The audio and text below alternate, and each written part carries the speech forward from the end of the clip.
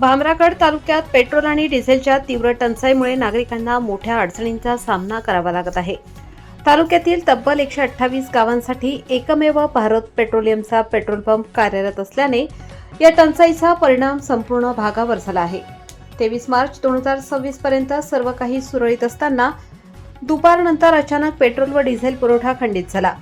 त्यामुळे तालुक्यात एकच खळबळ उडाली। त्यानंतर 23 ते 25 मार्च दरम्यान तहसीलदारांच्या परवानगीने मर्यादित प्रमाणात 1-2 लिटर इंधन वितरण सुरू करण्यात आले होते। मात्र पेट्रोल मशीनमध्ये तांत्रिक बिघाड निर्माण झाल्याने पेट्रोलचा पुरवठा पूर्णतः बंद झाला आहे। सध्या पंपावर सुमारे 2383 लिटर डिझेल आणि 981 लिटर पेट्रोल उपलब्ध असल्याची माहिती समोर आली असली तरी सर्वसामान्य नागरिकांना याचा कोणताही लाभ होत नसल्याचे चित्र आहे। विशेष म्हणजे टंचाई असूनही पंप परिसरात गर्दी नसून शुकशुकाट पाहायला मिळत आहे।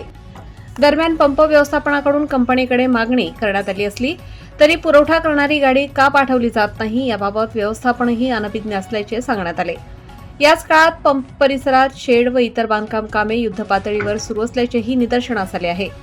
तहसीलदार किशोर बागडे यांनी सांगितले की पंपावरील तांत्रिक बिघाड लवकरच दुरुस्त होईल आणि इंधन पुरवठा पूर्ववत सुरू केला जाईल। तसेच अत्यावश्यक गरज असलेल्या नागरिकांना प्राधान्याने इंधन उपलब्ध करून देण्याचे प्रयत्न सुरू असल्याचे त्यांनी स्पष्ट केले। त्रिवेणी व्यापार संघटनेचे अध्यक्ष संतोष सीताराम बडगे यांनी या परिस्थितीबाबत नाराजी व्यक्त करताना सांगितले की इंधन टंचाईमुळे तालुक्यातील नागरिक व व्यापाऱ्यांना मोठा फटका बसत आहे। ही समस्या नेमकी आंतरराष्ट्रीय घडामोडींमुळे निर्माण झाली की स्थानिक व्यवस्थापनाच्या त्रुटींमुळे याबाबत स्पष्टता नसली तरी शासनाने तातडीने हस्तक्षेप करून परिस्थिती सुरळीत करावी अशी मागणी त्यांनी केली आहे। एकूणच भामरागड तालुक्यातील इंधन टंचाईने नागरिकांचे जनजीवन विस्कळीत केले असून प्रशासनाने दिलेल्या आश्वासनांची अंमलबजावणी कितपत होते याकडे सर्वांचे लक्ष लागले आहे। सह्याद्रीचा राखणदारकरिता गोविंद चक्रवर्ती। 5-6 दिवसापासून भामरागड तालुक्यात एकच पेट्रोल पंप असून त्याच्यात डिझेल पेट्रोलचा तुटवडा निर्माण झाला आहे। हा युद्धामुळे झाला आहे का पंपाच्या मालकामुळे झाला आहे हे काही समजत नाही। त्याच्यामुळे भामरागड तालुक्यात बिकट परिस्थिती निर्माण होण्याची शक्यता होत आहे।